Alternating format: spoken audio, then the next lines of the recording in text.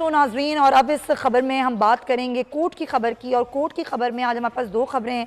एक तो Islamabad high court में जो चेयरमैन पीटीआई की तरफ से chief justice Islamabad high court पर एतराज़ उठाया गया था। एतराज़ का मामला था जिसमें चीफ जस्टिस आमिर फारूक ने इस दरख्वास्त पर फरीकैन को नोटिस जारी किए हैं।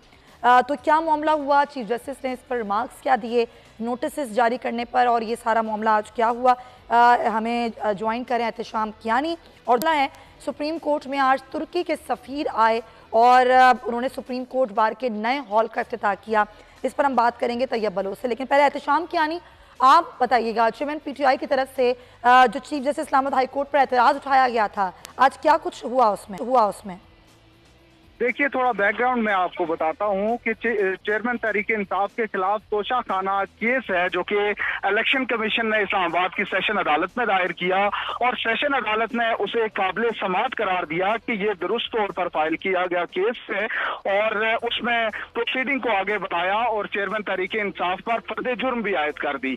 उसके खिलाफ 4 मुख्तलिफ दरखास्तें इस्लामाबाद हाई कोर्ट में दायर की गई थी। चीफ जस्टिस आमिर फारूक ने वो दरखास्तें सुनी और तय ये पाया कि उनमें से एक दरखास्त जो है जिसमें एतराज ये है कि ये रेफरेंस काबिल समाअत ही नहीं है और नाकाबिल समाअत करार देने की इस्तदा की गई है, उस पर दलाइल सुने गए और फैसला महफूज कर लिया गया। इस दौरान चेयरमैन तहरीक इंसाफ को रिलीफ ये मिला कि तोशाखाना रेफरेंस का जो ट्रायल था सेशन अदालत में उसे रोक दिया गया।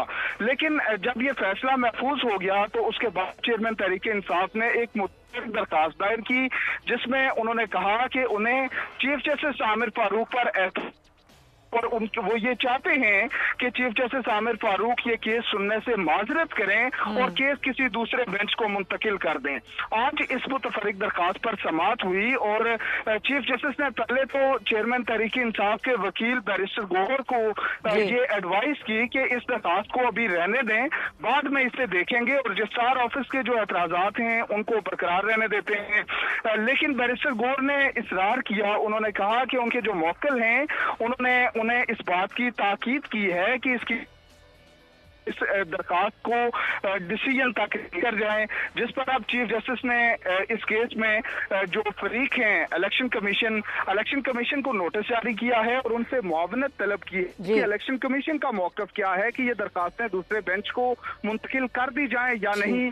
अब आइंदा समाअत पर अब इलेक्शन कमीशन ने अपना मौकफ अदालत के सामने देना है और दूसरा अदालत ने यह भी दिया।